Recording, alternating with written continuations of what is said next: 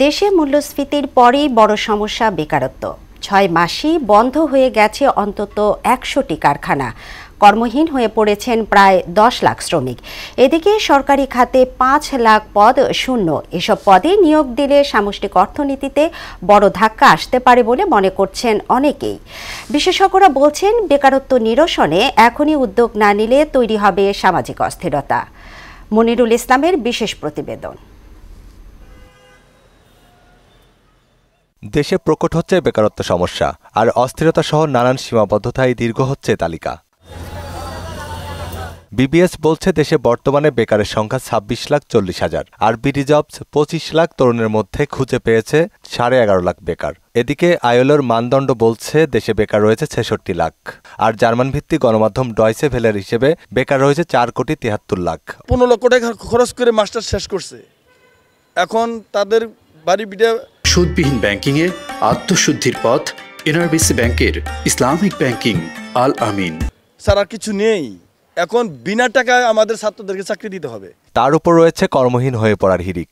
বিলস বলছে, শুধু জুলাই গণঅভ্যুত্থান পরবর্তী ২ মাসেই শিল্প কারখানা বন্ধ হয়েছে ৮৩টি, আর ২৪-এর শেষ ২ মাসেই বন্ধ হয়েছে ১০ কারখানা। হিসেব বলছে অর্ধ বছরে অন্তত ১০০টি কারখানা বন্ধ হয়েছে, আর এসব কারণে ৬ মাসেই কর্মহীন হয়ে পড়েছে প্রায় ১০ লাখ শ্রমিক।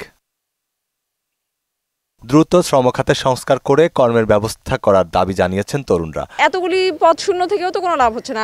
আলটিমেটলি যারা বেকার, যারা আসলে জব এখনো পায় নাই, তারা কিন্তু এখনো সেই একই জিনিস সাফার করছে। নিয়োগ বাণিজ্য যেটি বলেন, সবকিছু থেকে আমাদেরকে বেরিয়ে আসতে হবে, এরপরে আপনার মেধাকে এখানে প্রাধান্য দিতে হবে। আর শিল্প মালিকরা বলছেন, বেকারত্ব সমস্যা সমাধানে, অস্থিরতা নিরসনে সরকারকে দ্রুত কার্যকর ব্যবস্থা নিতে হবে।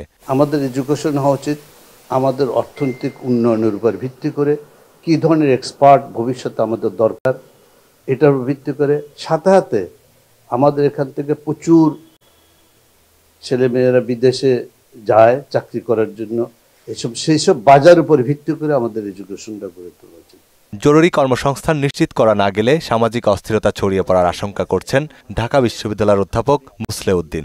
শিক্ষিত বেকার যদি বাড়তে থাকে তাইলে অস্থিরতা সৃষ্টি হবে। মানুষ কোথায় চাকরি নেবে সেই পরিমাণে জব অপরচুনিটি তো পাচ্ছে না, এবং এই ব্যাপারে উচিত যত তাড়াতাড়ি সম্ভব তারা যেন একটা বলিষ্ঠ পদক্ষেপ গ্রহণ করে।